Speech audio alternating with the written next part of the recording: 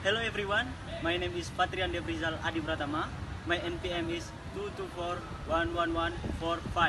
I'm from class MNG 22C, Technocrat University. Hey, I'm okay. I'm fine. Kincana, Kincana, teng neng neng neng neng. Ku menahan rasa sakit, rasa sakit. Few moments later. Welcome to the Base Face Network.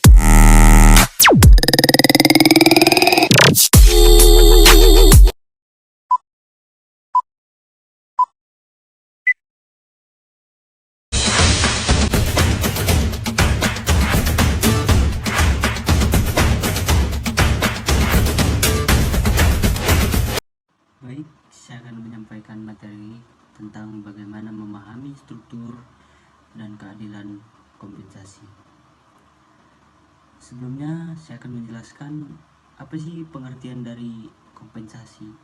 Kompensasi adalah total dari seluruh imbalan yang diterima para karyawan sebagai pengganti atas pelayanan mereka. Tujuan umum pemberian kompensasi adalah untuk menarik, mempertahankan, dan memotivasi para karyawan dalam bekerja. Kompensasi dikelompokkan menjadi 3, yaitu yang pertama kompensasi finansial langsung, yang kedua kompensasi finansial tidak langsung, yang terakhir adalah kompensasi finansial. Baik, pengelompokan kompensasi. Jadi pengelompokan kompensasi yang pertama, kompensasi finansial langsung tadi meliputi bayaran diterima seseorang dalam bentuk upah, gaji, komisi, dan juga bonus. Pengelompokan kompensasi finansial atau tidak langsung ataupun tunjangan bisa kita sebut meliputi seluruh imbalan finansial yang tidak termasuk dalam kompensasi finansial langsung. Kompensasi jenis meliputi sekumpulan besar imbalan yang biasanya diterima secara tidak langsung oleh karyawan. Lalu yang terakhir adalah kompensasi non finansial, yaitu meliputi kepuasan yang diterima seseorang dari pekerjaan itu sendiri atau dari lingkungan psikologis dan fisik di mana orang tersebut bekerja. Baik, keadilan dalam kompensasi finansial, yaitu teori keadilan atau equity theory, adalah teori motivasi di mana orang menilai kinerja dan sikap mereka dengan membandingkan kontribusi mereka kepada pekerjaan dan keuntungan yang peroleh dari situ dengan kontribusi dan keuntungan dari orang lain yang sebanding atau comparison others. Jadi keadilan finansial atau financial equity, persepsi karyawan mengenai adil tidaknya pembayaran yang mereka terima.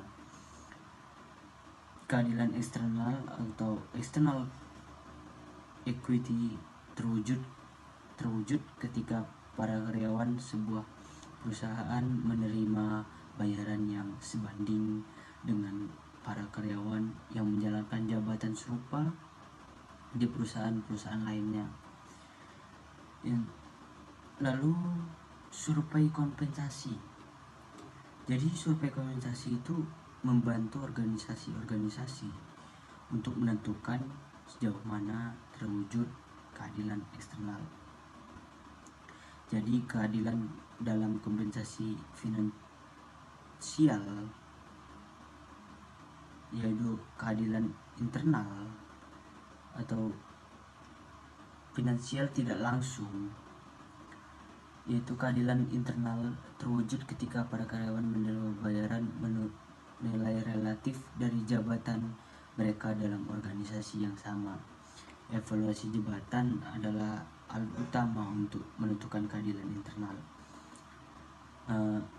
Keadilan karyawan atau employee equity terwujud ketika orang-orang yang menjalankan jabatan yang yang serupa untuk perusahaan yang sama menerima bayaran menurut faktor-faktor yang unik pada diri karyawan, seperti tingkat kinerja atau senioritas dari suatu karyawan.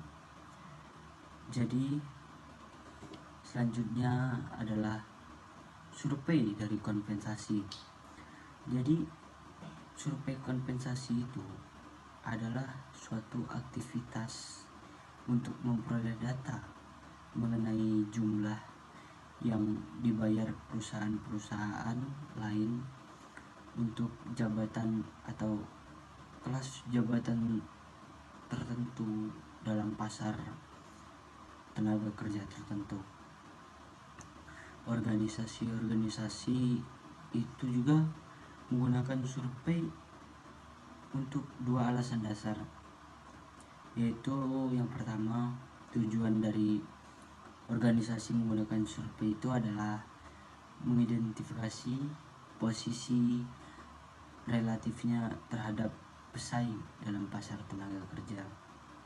Lalu yang kedua, tujuan dari organisasi menggunakan survei tersebut adalah mencari masukan guna menyusun anggaran dari dan struktur kompensasi. Organisasi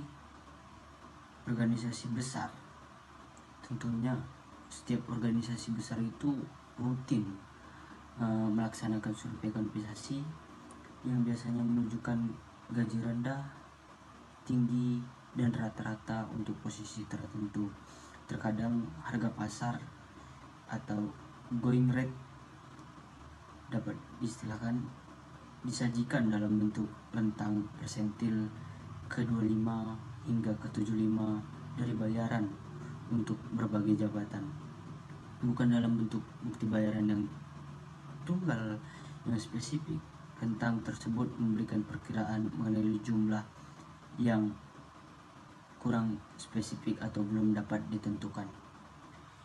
Jadi mungkin sekian presentasi saya tentang memahami struktur dan keadilan kompensasi di MSDM. Jika ada kurangnya saya mohon maaf. Saya ucapkan terima kasih. Oh my